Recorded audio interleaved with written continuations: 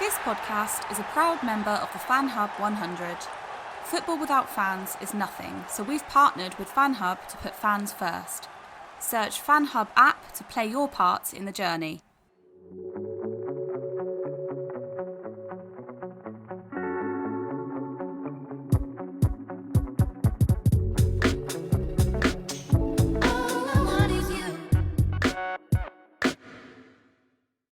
Welcome back to another Speak Sunderland Reaction podcast. It is Sunday, and yesterday afternoon, Sunderland were beaten 2-1 at home to MK Dons. Joining me today for what will be a slightly shorter podcast is John and Paul. You doing well, fellas? Yeah, good, thanks. Yeah, well, as John already said, apart from the result yesterday, I'm doing okay. Good stuff. Well, yesterday's defeat leaves Sunderland sixth in the table, 4 points from top, and I believe we still have a game in hand. Not that that counts for much, but 3 defeats from the last 3 games in all competitions. Just briefly, we will move into it, but Paul, how disappointing was it to get beat yesterday?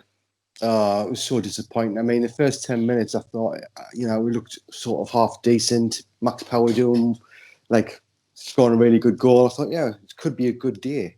But pretty much as soon as that goal went in, I don't know what happened. I've been thinking about it since then. I don't know what exactly went wrong, but they just weren't at the races, and that Just stopped.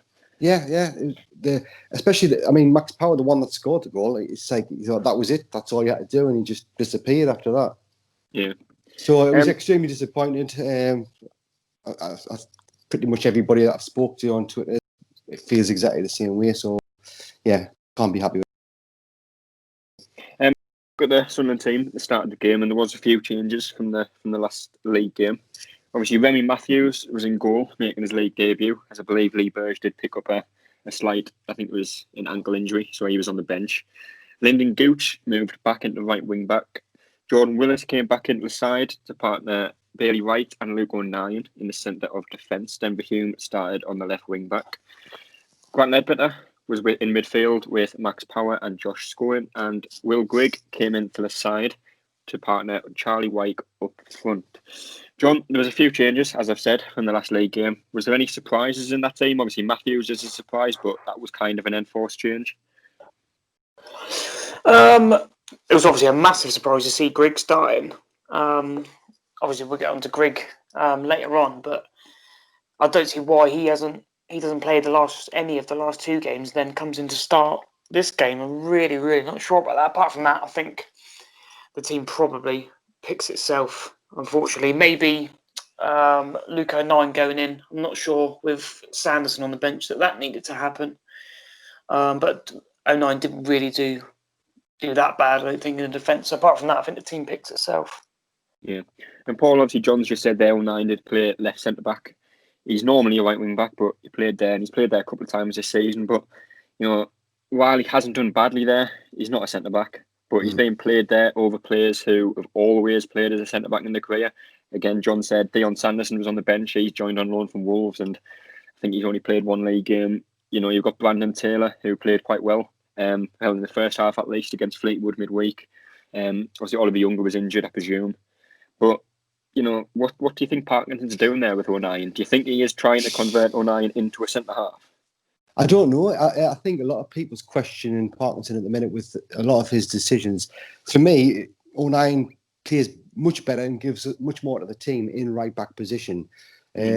Sanderson, for me, should have started ahead of him. If you've got somebody that's naturally plays in that position, and to be honest with you, Sanderson looked okay when he has been on. It doesn't make sense to play somebody out of position to do that, especially when they play better in the other position of right back. So, yeah, to be honest with you, when it comes to Parkinson, I've been on the fence, but things have been changing recently, and I can't see what he's thinking or what he did with that position there. It just makes sense to me. Yeah. Do you know what it seems as well? You'd say Gooch and Maguire probably are 2 best attacking players, but we've got with Gooch there, he's just so deep, and you're asking him to do so much. And then when we saw Maguire come on, you saw how deep he was, and it's like we're just nullifying attacking threat to sort of shoehorn O'Nien in, and it doesn't need to be done, especially at this level. Not like we're talking Premier League where it's those are the real differences. It's not. We should be able to just slot players in. Yeah. And obviously, you said there, Luke O'Nien, he is a wing back. He does play well as a wing back, and he does contribute to a lot of our attacks going forward. And when you move him out of wing back, obviously you're kind of excluding him from the game almost, because he can't have the same impact as he would normally at centre half. And then at the same time, Lyndon Gooch, who's normally one of our, again, you've said there, one of our most attacking players, one of our best attacking outlets. When you move him into right wing back, he's very anonymous in the game because he's picking the ball up just outside our box, and he's expected to pretty much drag the whole team forward by himself. And then when he, on the odd occasion he does, there's no one in the box, or when you do get a ball in the box, as again we will touch on a little bit later on, the strikers either aren't getting on the end of it or just not finishing it. Yeah, exactly. But the game got underway, and I think Sunderland started the game quite well. Obviously, they got an early goal. Lyndon Gooch crossed the ball in. Wasn't the best cross in the world, but again, the clearance wasn't the best in the world either. Ball fell to Max Power, whose effort was deflected past the keeper. And just like we have, pretty much majority of these games this season, we crumbled. A couple of minutes later, they won a free kick. Ball was whipped into the front post where Cameron Jerome nodded on off the post and in. And in fairness, when you watch it, it's a top header. But, you know, you've got Ledbetter marking him. I think Jordan Willis was marking him as well. You've got two players marking one man.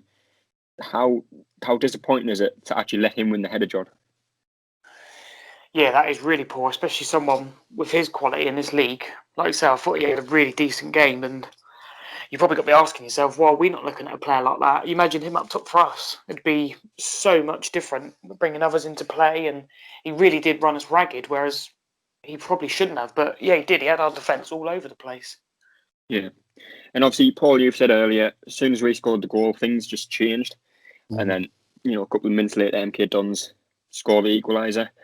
Do you think it is a case of Parkinson and the players themselves not being able to motivate themselves, not being able to pick themselves up off the ground when they do concede? Because that certainly seems to be the case in at least the last few games we've seen.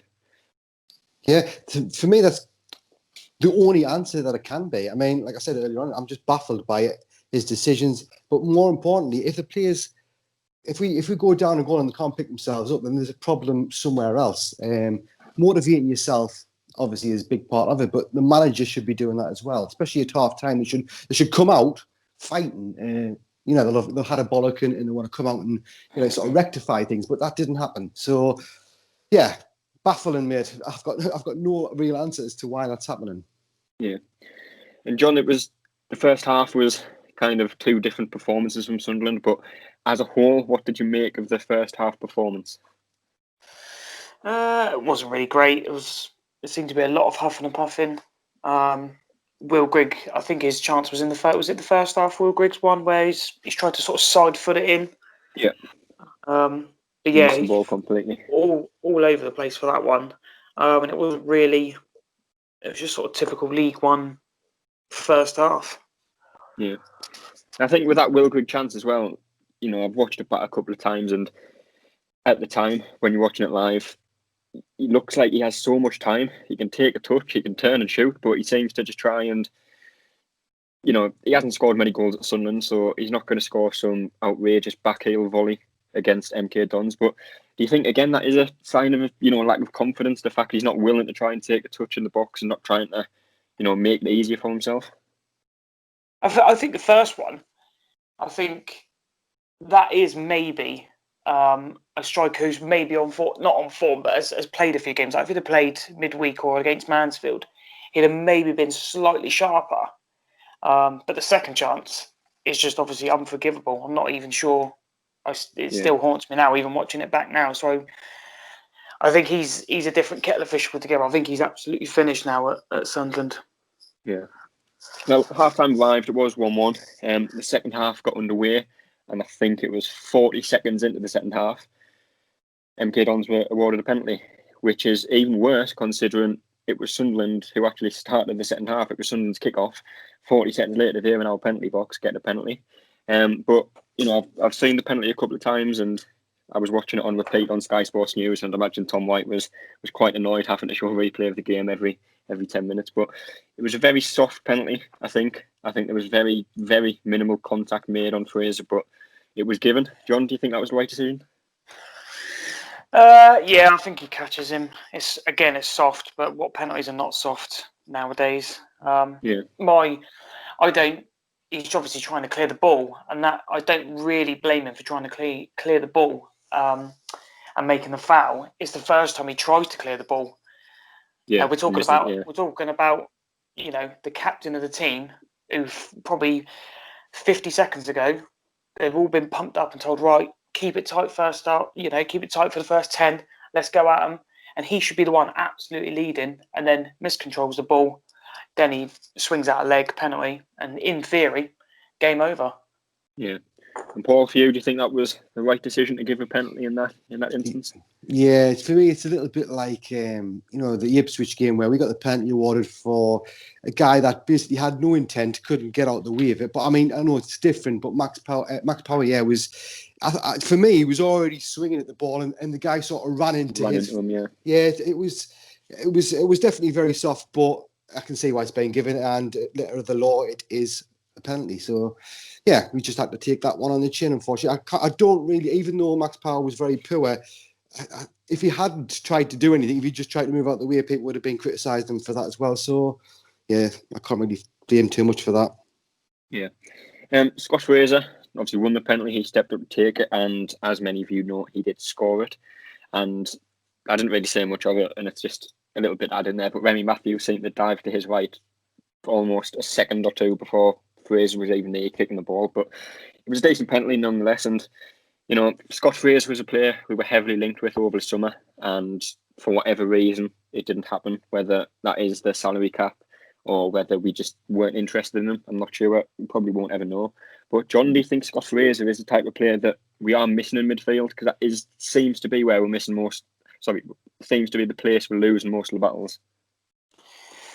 Yeah, I think he would have slotted in quite well. We don't seem to buy anybody or get anyone on a free who, I don't know, every other team seems to pick up players and they seem to do really well, whereas us, we're such a very bang average League One team now, and I'm sick of teams just coming up to the stadium light and just looking like they haven't won for like 14 months away from home, but you wouldn't have thought that. They literally came up, they played well, played some good stuff, and it sounds bad, but it's everything that we want to be. Do you know what I mean? Cameron Jerome put a tweet out about we're bang average and we're poor, and as much as it pains me to say it, he's absolutely spot on about it. Yeah. The second half was quiet. Not much happened outside of the penalty. I don't think Sunderland had too many chances. The one chance they did have, again, was that Will Grigg chance. There was a ball point in the box and he must have been a yard out. The goalkeeper was out of position. All he has to do is make contact with the ball, and that's 2-2. But he's missed the ball somehow. And I'll probably get some stick for trying to stick up for him a little bit, but I said this a few weeks ago. Will Grigg, he's not playing very often. He didn't play on Tuesday, he didn't play on Saturday. I'm not sure if he played in the last league game, but for them to chuck him in at the deep end, chuck him in, start the game, in a game that we really need to win, where the pressure's on to win, John, can you really expect him to perform at the top of his level when he's not been getting the match time? Obviously that miss is, you can't explain that miss. An out of form player, an injured player, a tired player, whatever type of player you are, you've got to score that. But in general, do you think it's a little bit harsh to criticise him on yesterday and say, he shouldn't ever play again, etc., etc.?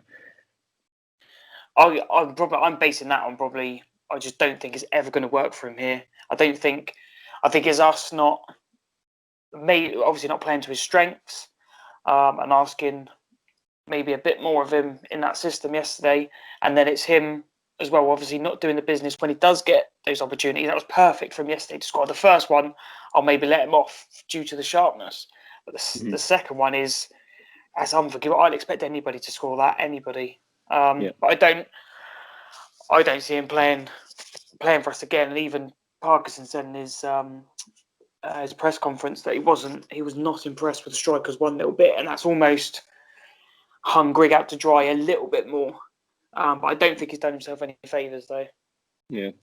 And Paul, how worrying is it at the moment? Obviously, Danny Graham's came into the team. He's not, I think he scored one in the cup, but since that, he's done nothing. Will Grigg, he's done nothing this season. Aidan O'Brien came in. There was quite big expectations with him signing. He scored some goals for Millwall, put in some good performances. But again, I don't think I've seen anything from him that provides me with any hope that he's going to get 5, 10, 15 goals this season.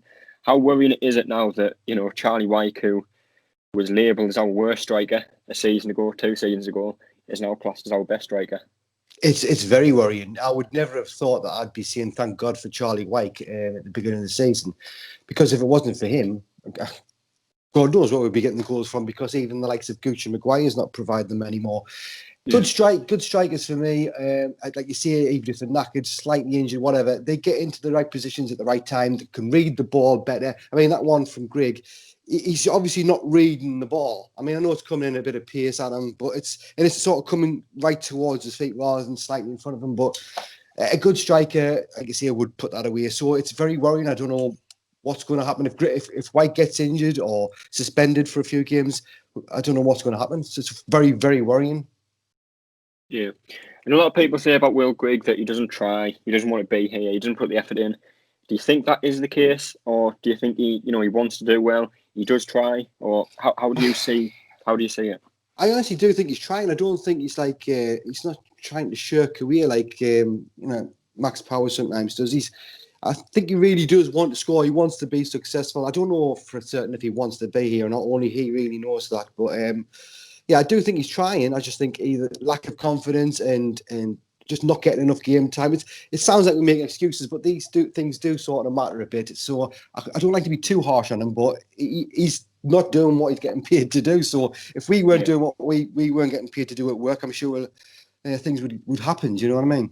Yeah.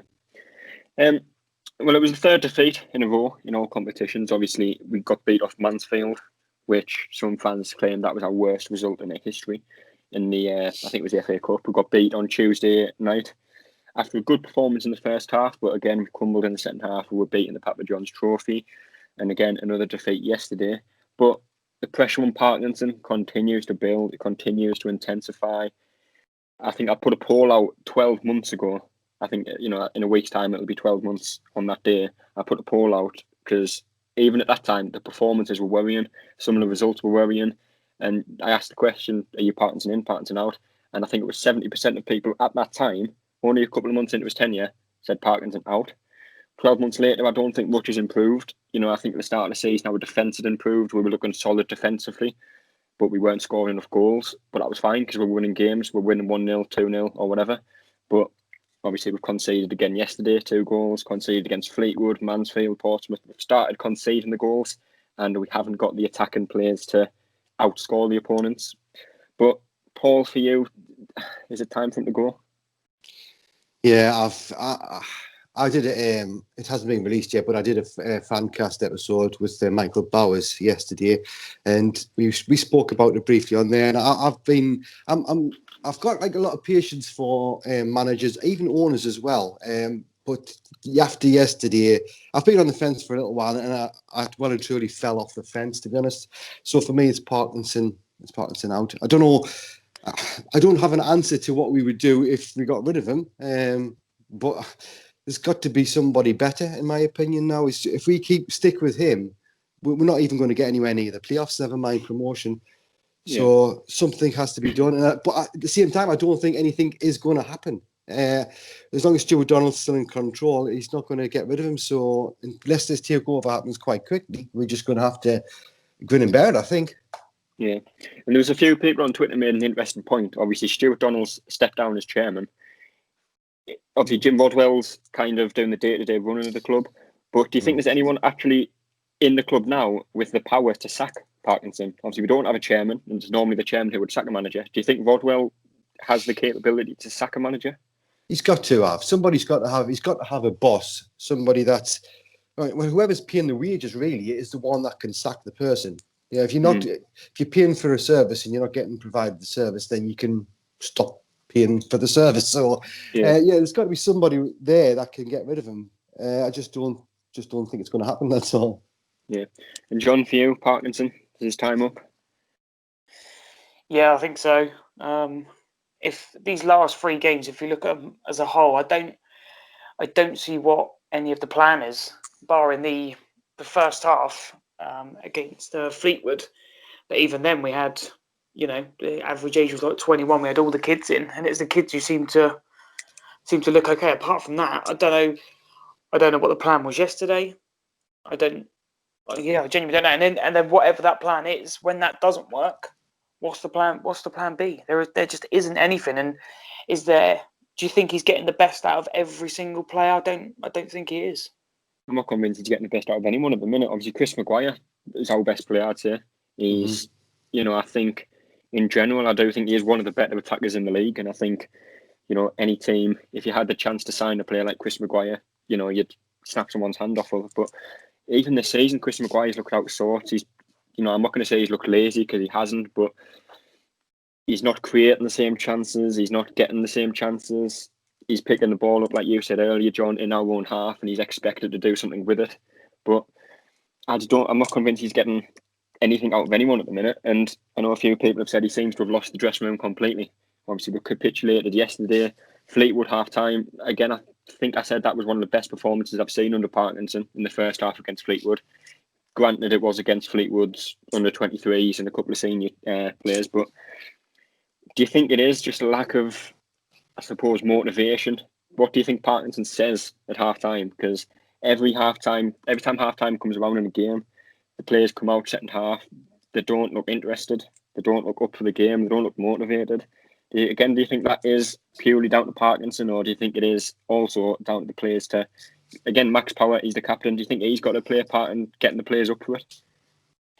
Yeah, he has to, yeah, but you do wonder what Parkinson says. And then what he does say, you'd think he would say in theory, he gave each one of them, sort of a rocket out the backside.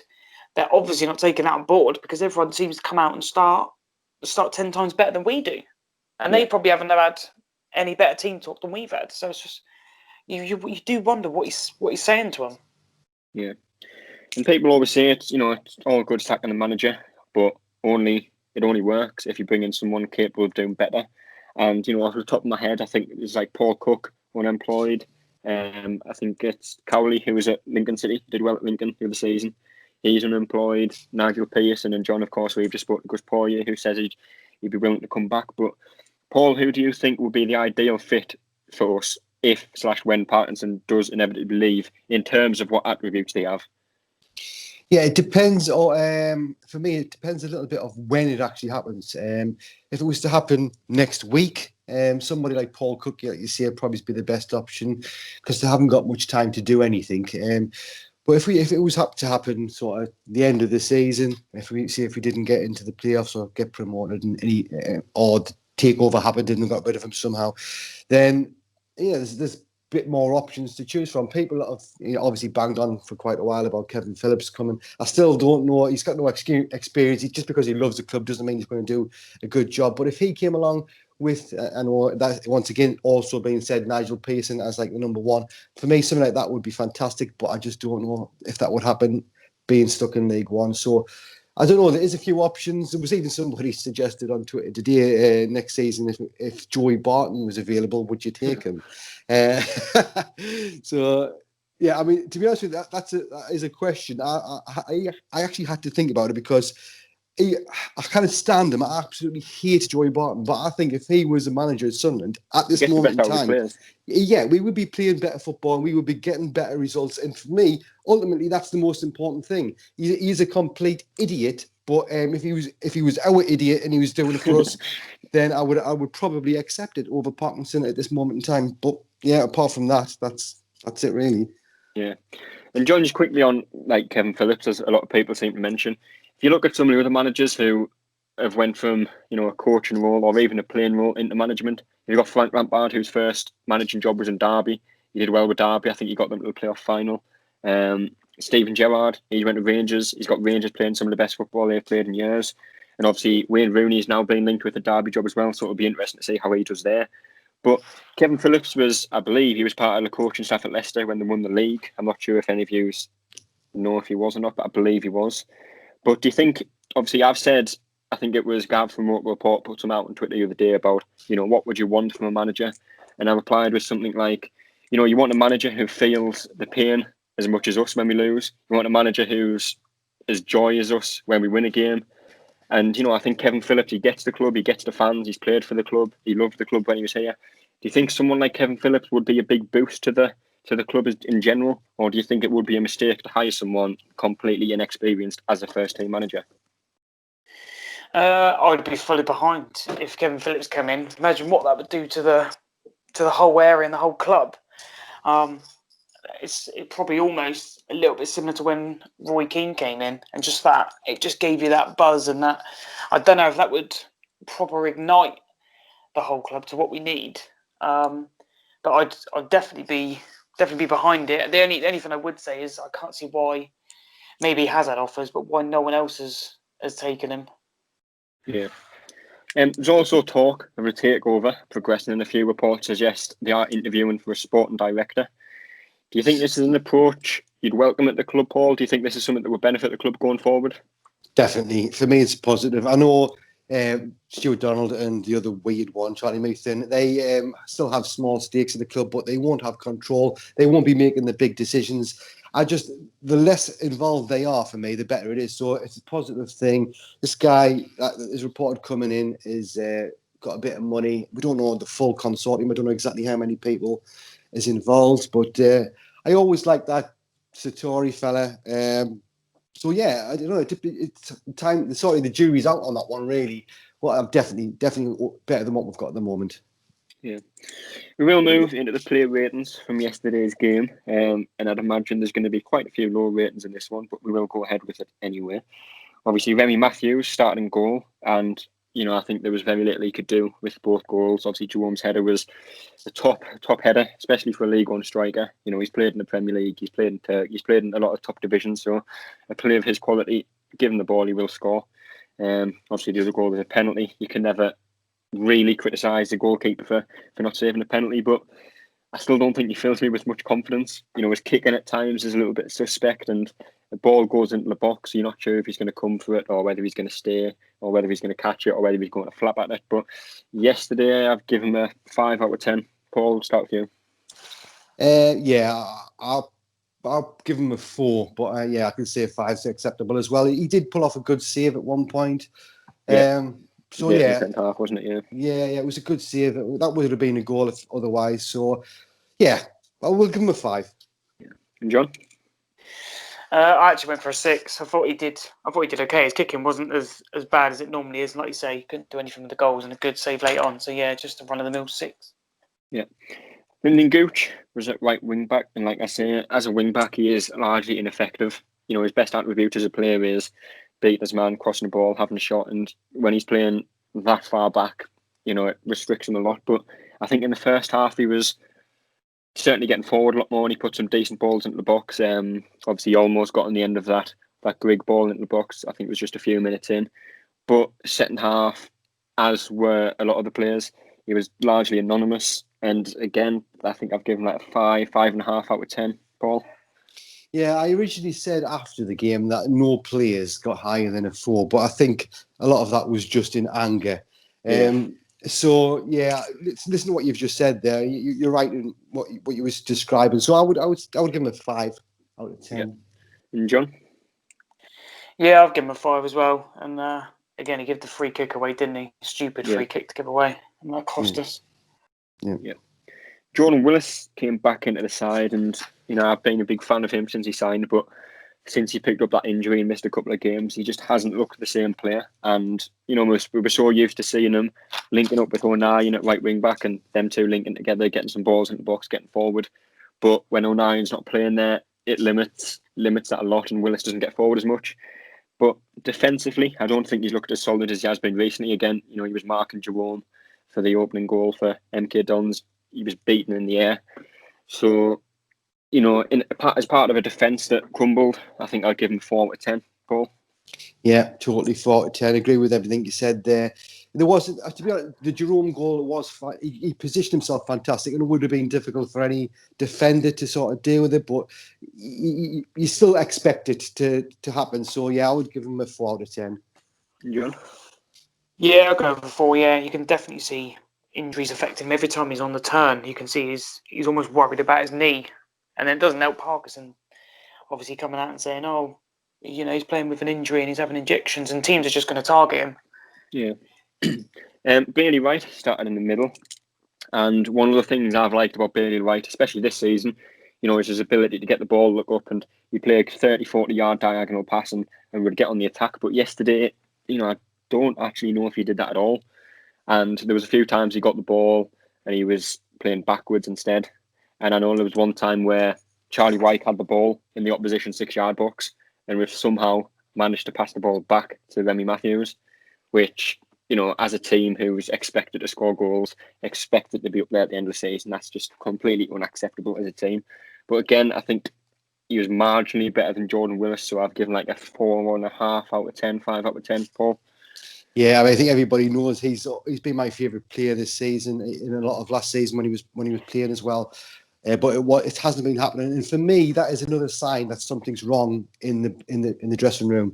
For somebody like him to be sort of dropping his standards or the quality of his play is something not right. So for me, after that performance yesterday, he gets a 4 as well. Yeah, John. Yeah, I agree with everything that you've both said. Yeah, 4 from me. Luke O'Nien started on the left of the back three, and like we say, he's not a centre back, but he is being played there.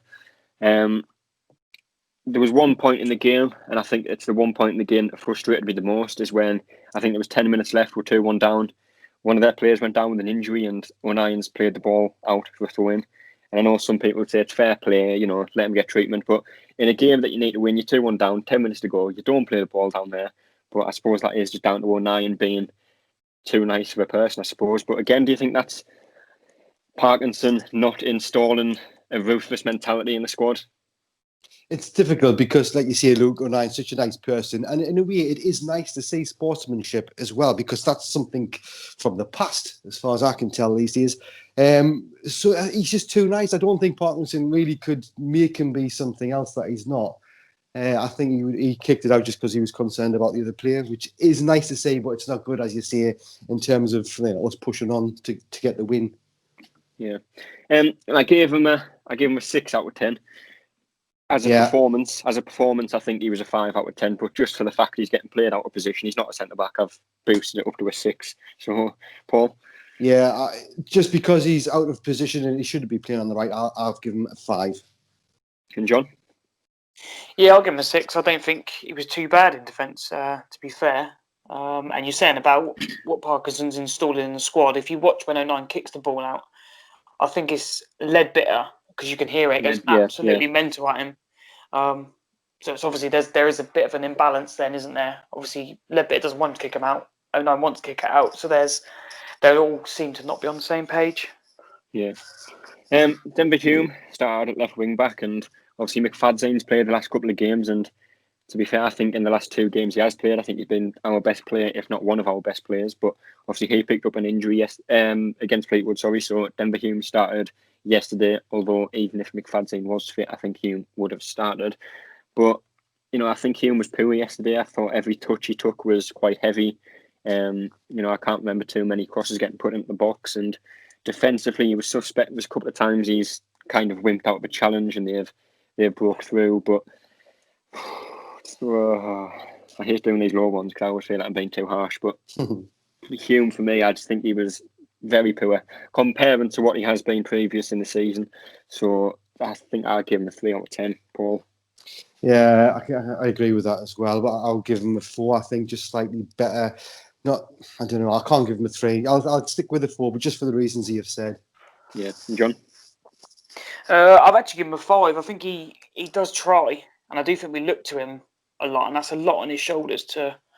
Yeah, we're always looking for him to cut inside, and we seem to rely on him a lot. I know Joel said this in a other podcast before, and he said to me on Twitter, like, Denver Hume isn't the best footballer in the world. No one's going to sit here and tell you he is, but he is one of the only players in the team capable of getting the ball and, you know, running forward with it and driving the team forward.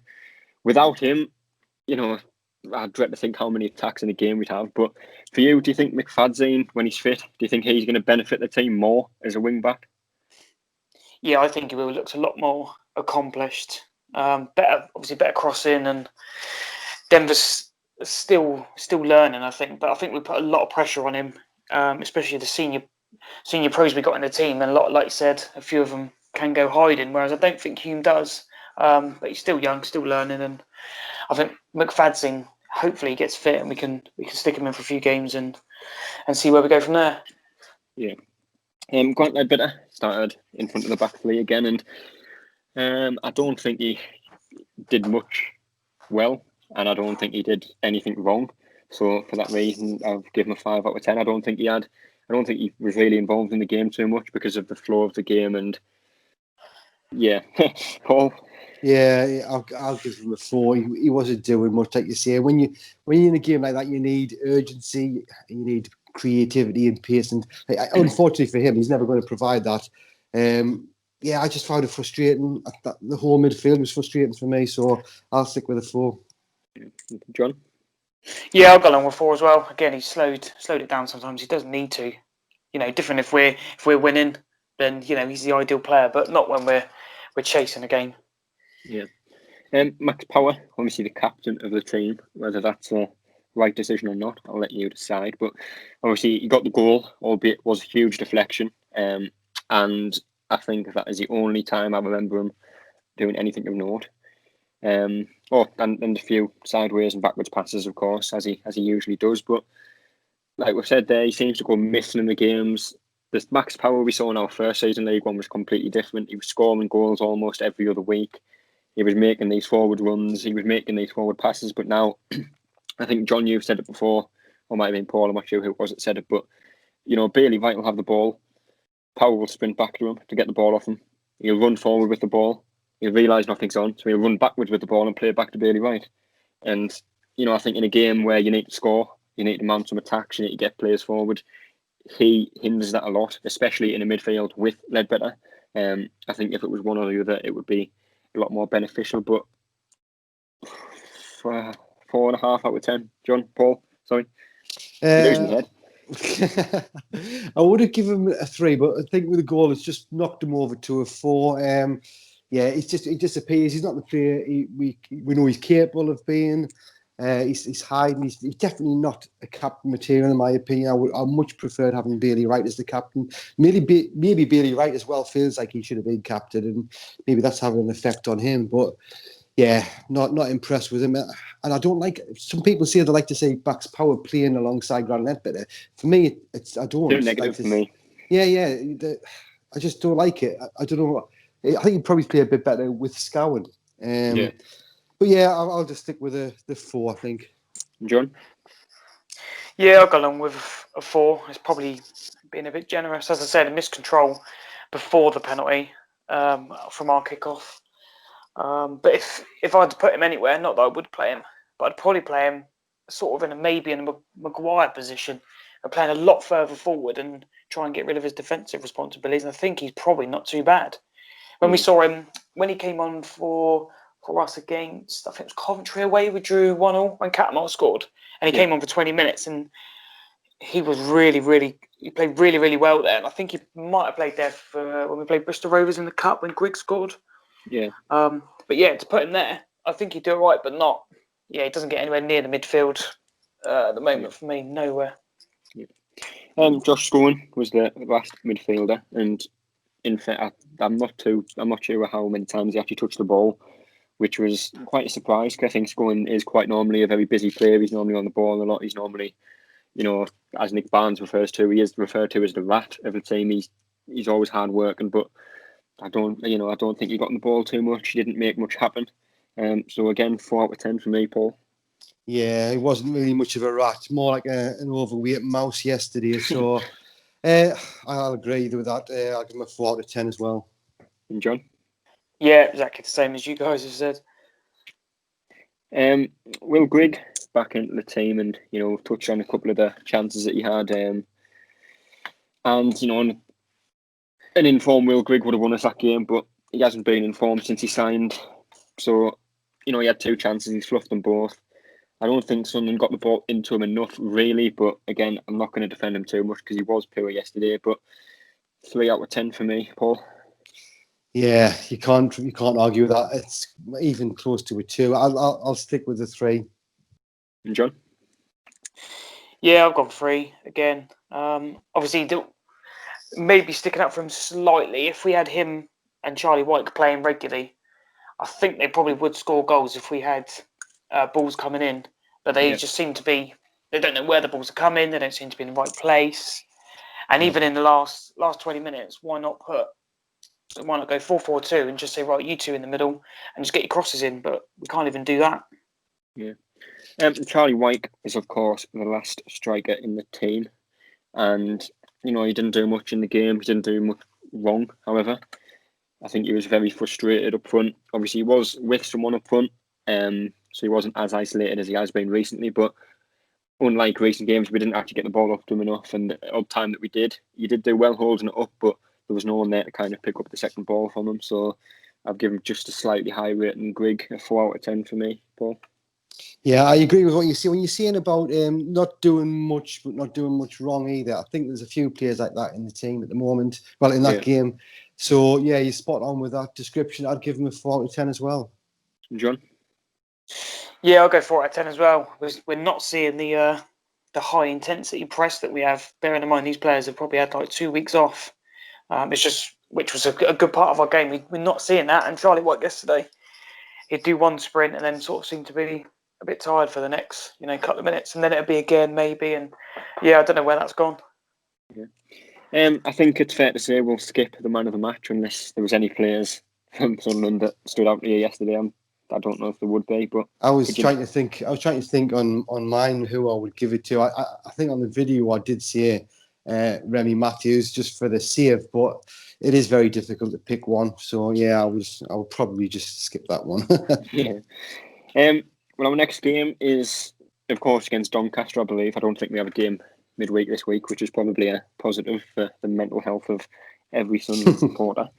But Doncaster away next Saturday, I believe it is. Paul, your predictions for that game? Oh, so tough. It just depends which Sunderland team come out. And Doncaster, obviously, a good team. I don't know much about players, to be honest with you. I don't know much about the goal scorers, but they've got the capabilities of beating any team in that league if they're on the game. So I've said this before, I've said it loads of times, I never predict a draw or a defeat because for me, in this league, that's just negative. So I'm going to go with a very hard-fought 1-0 win. Very ambitious. Yeah. And John?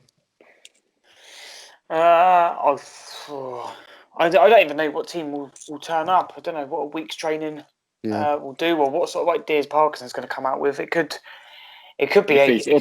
That's if he is still in charge by then. There is, of course, the possibility unlikely possibility that he could be sacked by then, hopefully. But whether that, I've got maybe a theory with that, and I think that maybe, even though he's Stuart Donald's in the background, I think with the takeover apparently finalised in the next 2 weeks, I think after those 2 weeks, then we will see a change, and then Stuart Donald will be able to say, "Oh, the new owners wanted that," and that sort of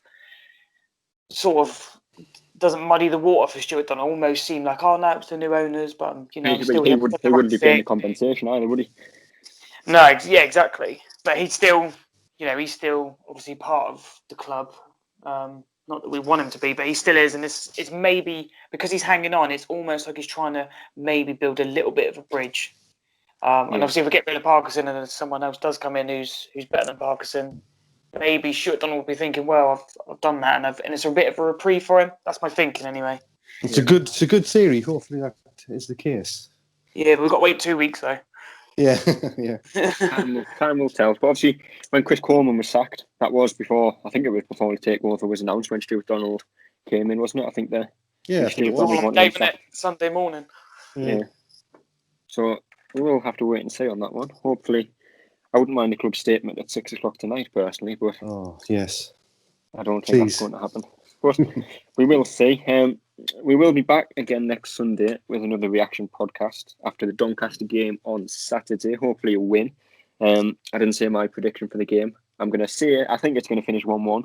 But as a Sunderland fan, I'm going to say 2-0 Sunderland. But hopefully we will have another special podcast in midweek. But we will try and sort that out. But until then, we will see you later.